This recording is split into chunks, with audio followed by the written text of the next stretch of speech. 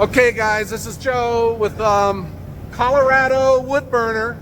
I'm here with Kyle Crawford of MK High Country Firewood. Yes, sir. Leadville, Colorado. And we are running the VEPAK. We're in his new building. And I'm just showing you from this side here, the beautiful scenery. These are 14,000 foot peaks behind us. The two tallest in Colorado. Oh wow, and we are at 10,200 feet elevation right now. Yes, we are. And I've been struggling with this thin air up here, man.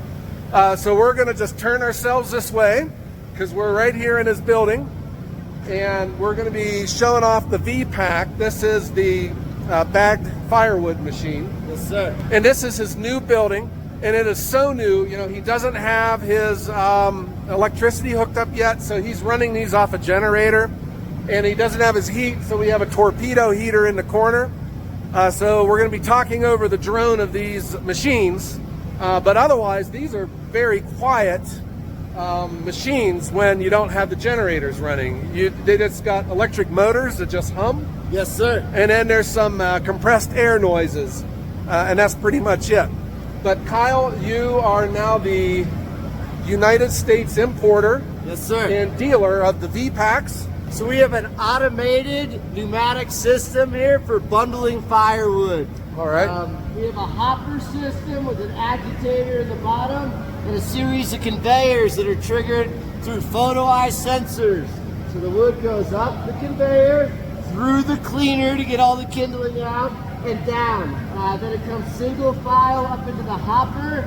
You hit the floor pedal and fill the bags. Yeah. So the important thing, guys, for the VEPAK is that one person can run this machine. So there's a savings. If you are operating at this level, there's a savings on labor because one person can run it. He or she would dump it into the hopper, and then the machine really does all of the rest with the sorting, the lining up the logs and getting them loaded into the hopper, so that the one operator can take the bag and set it on the pallets. So Kyle's going to run it, and while he's running this, I'll try to get you guys some extra footage of how this thing actually works. All right, so here the logs are being fed into the hopper. There's an electronic eye in there that is set for Kyle's cubic foot for his customers. So the machine's doing all the work for him. When that hopper fills up, the machine stops. So here is the hopper. There's an agitator under there, and it's directing the logs to the conveyor belt. There's a cleaner up here. I'll show you this cleaner when I get the ladder out. But you can see the logs that come down this chute, and then they get onto the conveyor, and then you can just see them. You can just see them plopping into the hopper. All right. There's a table right here that saves the operator's back. That it catches the weight of the bag when all of the logs fall into it. So what Kyle was talking about was some of these other bagging machines, they take a multiple crew. And what's neat about this is that it's one person.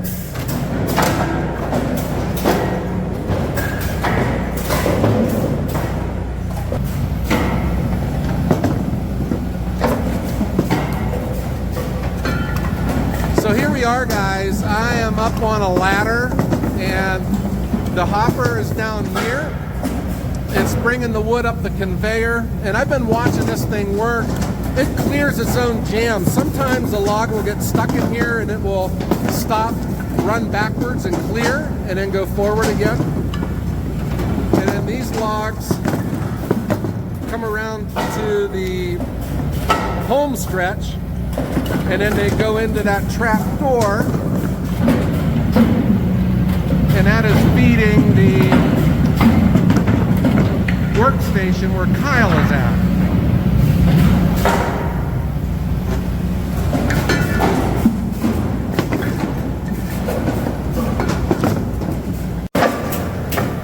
right, guys, here is another angle. Conveyor, cleaner, and the home stretch. So they come up to I'm up above the station. You can see Kyle down here. The trapdoors are dropping the log right into the hopper. When it's full, it stops. And then it kicks back on when the hopper is empty. So there you go. It's a one-person operation.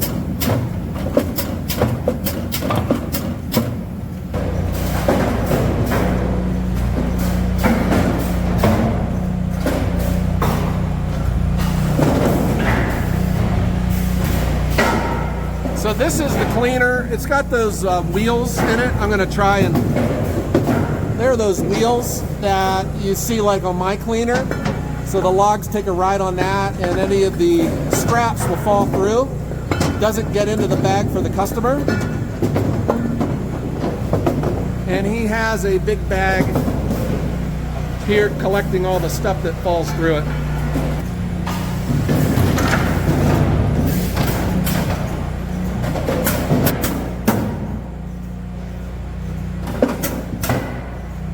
The way he has it set up, they have their pallet right next to the machine. So when the pallet is neatly stacked, they'll bring the skid steer in, pick it up, and set it off into where their storage goes. Yes. And then they start all over again. But that's the nice thing about this, Kyle, is that it is a one-person machine. These things aren't free. They come at a cost. Okay, let's be realistic here. But this is what we mean about scaling your business, and where Kyle started with, you told us last week that you had started with duct taping your bundles. Duct tape, and then we moved to twine, and our hands would hurt so bad. Yeah. Eventually we moved to the hand crank machines. Yeah. And my father, he was supposed to be retired, but he used to dread coming out to Colorado to visit. So this has certainly made our lives, you know, a lot different. Yeah, it has. And I can see now where you are just not looking to sell firewood to the local bait store and the hardware stores like I do. Yeah. You have scaled this, and you are looking at regional and national accounts. Yes. And that bagging's got to get done, guys. But what you got here is you put money into the machine, but it saves you in payroll down the road. Some of these other machines are a little bit cheaper, but they come, you know, with a crew. You had said that one machine in order for it to be effective, you got to have like 6 people on it. 6 to 8 people, and I don't know where everybody's located, but up here in the mountains, you know, if 2 people call off work, you can't run efficiently. Yeah. Part of the beauty of this machine is we're able to provide a good hourly rate to workers, produce as much as possible. Yeah. So Joe, Yo. Here's what I'm thinking. Maybe you'd like to run a few bags. Me? If you could do it, anybody can Okay, do yeah, it. if I can do it, guys, anyone can. All right, I have never run this before, and let's give it a shot. Here we go. So right there are the 2 illuminated lights for All the right. photo eye sensor. So we have it set to the 0.75 bundle, and that's the indication that you're ready to go with the foot pedal. So what do? I just Hold on to the bag on both sides. hold onto the bag, hit the foot pedal. Yes, sir. Oh, well, that's nothing. Yep. Yeah. That's really, I thought that there was going to be a big, you know. Sure, yes. All right, so it's feeding. I am watching the wood come in. I got one light on the sensor. So I just stand here and drink my Dr. Pepper. Call my wife. Make sure everything's okay back home. Okay, so the light's on. It's not going to feed any more wood. So I am going to, what I do here? What's it go? Like Yep, this? just like that. Just like this. And hit the button.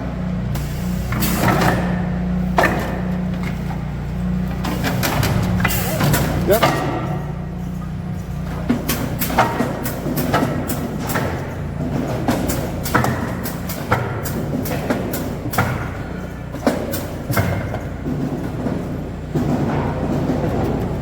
So and then after you hit the floor pedal, release it right away, and that'll go down to make it a little bit easier to get the bag out of there. Okay, well here we go, Kyle. We have a piece that fell in crooked. Okay. So I can open this. You could open it, or it will auto-correct when you drop it. Okay. Yep. And yeah, that is. When I was watching you run this, I was like, oh man, that's kind of, but it is. And the ledge does take a lot of weight. Okay, last one, Kyle. I have caught on to you, Kyle. You are wanting me to do all your work for you. You've been watching my YouTube channel, haven't you? Yes, sir. Okay. All right.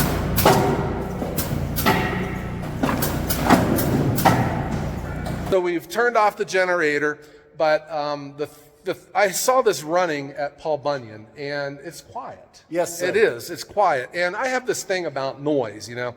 It's something about noise I think wears you out after a while. And that's what this is, electric, and it uses compressed air. Correct. For the table. So this is a 230 volt Single phase electric. And so it just plugs right into the wall. But you also have to have an air compressor to run it too? Yes. So Kyle, how long have you had this machine? I've had this machine for about a year now. About a year. Do you have an estimate of how many bags you've made with this? Sure, probably about 35,000 bags. 35,000 bags. So since I am excellent with math, that means, let's just pretend that you sold them all for $5 each. That's $175,000 in bagged firewood. Less than a year. Yeah, so we're not splitting hairs here. Of course, we got delivery and cost of delivery and labor and all that. But, you know, you think about how much you can generate in profit with one of these machines. Technically with a one-person show, you know? Sir. Really, yeah. What I really like about this is the hopper, you know? Like my wrapper, you gotta like pull it from something and lay it in the business part. Sure. This here is doing everything for you. Once you dump it, you're done. I guess if you can get a jam, you just like push in on it and stuff and it's good to go. But this is really neat. So this is kind of like a, I don't know what this material is called, but it's pretty thick. Yes. You don't worry about this breaking or, I mean, you load this with a front end loader, I'm imagining. So we use a front end loader currently. What we're going to be doing is setting up a hopper system similar to a sugar beet or a potato trailer to constantly feed into the machine, so there's no extra handling. So that way you don't have to you don't have to open up your door in the middle of the winter time, bring in a skid steer. Yes, correct. Dump it and then close the door and then try to heat the place back up again. Yes, sir. Yeah. So we filmed our previous video yesterday and it was pushing 60. And then this morning it was 12 degrees, man. And I'm just freezing to death out here. And there's no trees. It's just the wind whipping constantly and it just cuts right through you, man. But this is where I'm seeing your vision here, Kyle. You got this inside. You're going to have 2 of them in production. And you're going to be knocking out bagged firewood, man. Yes, sir. Uh-huh. Firewood warms you twice. So Kyle, obviously a VEPAK bagging machine is not for everyone. Sure. It's not for everyone. But when I heard your story and I saw your trajectory, you know, you started with duct tape bundles, twine, hand cranks, and then you knew when that time was right for you to get into something like this, because I can see the savings in labor with a machine like this. Absolutely. Yeah. So this, you know, obviously comes from Europe and it's set up for the shorter pieces, but it's in the works though for 16-inch pieces. Yes. But Kyle had figured it out on his own that it's actually better for him to run the shorter pieces. Yes. So, and I didn't know if we were clear on that in our previous episode, but so he went with a 12-inch. He went with a 12-inch stick of firewood, guys, which makes his bag narrower, but it is still 0.75 cubic feet. The fact that they're narrower they stack better on the shelf. Yes. And that cut down on his transportation costs because Yes. he could haul more. And the retailer was happy because their shelf space was confined. And it was just, those are the kind of things when you start getting into big volume like this, that just an inch, really does make a big deal. So I came out of the retail market, and I just know that these retailers, I mean, guys, they have it going on. They are just scientific with everything that they do. And they even work with their vendors on the size of the boxes that their products come in because of the way they're trying to get all of these products onto the shelf. So even though they're going to come out with a 16-inch head for this VEPAK, Kyle's not going to put it on. He's going to stay with the smaller wood. He's figured that part out. Yes. Now, your mileage may vary, but that is at least what Kyle has figured out here in Colorado. And might I mention, there's also a chamber that you can do boxed firewood on, so you can do the gourmet boutique style boxes as well. Yeah, okay, so you could do boxes or bags with this. Correct. Okay. And then certainly too, when you get to the volume that Kyle is at, and he's looking to make 500,000 bags this year, that's what this whole project has been, you can leverage a cheaper rate per piece on those bags. Yes, so you can. What he's paying for his bags is a lot less than what a guy like me or someone else that's using bags at a roadside stand. Yes. All right. You started at the bottom just like all of us, and you worked your way into new machines and more productive machines. Tell us about the thought process that you had when you felt that it was the right thing to do and invest in one of these. So up here in Leadville, Colorado, we're like the last frontier. And so the other surrounding counties are a little bit more susceptible to the fire ban. So as we grew, certain territory might have been into a fire ban. And not others. So we had to look at it from an aspect of taking on new territory, but also being able to assure our customers that we'd have the product.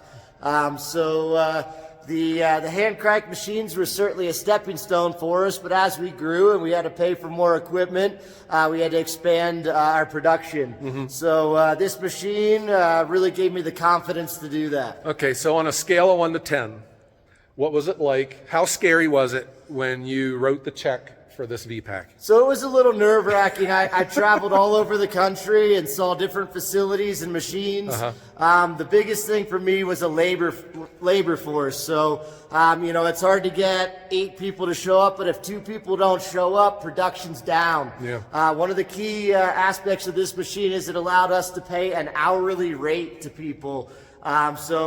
Typically when you're doing the hand crank production, you might be paying a piecework type rate. This really gave us the confidence to build and provide good work environment for employees. Okay, so when you have an employee working this though, is he or she responsible for loading it and bagging and stacking? So our current system, we work with a third person. That way we can stay steady loading the machine. We have 2 machines in here. So we have 1 person here on this machine and 1 person on this other VEPAK machine. That way we continue the flow. We have somebody constantly loading the machines until we set up a better method as far as feeding the machine. Mm-hmm.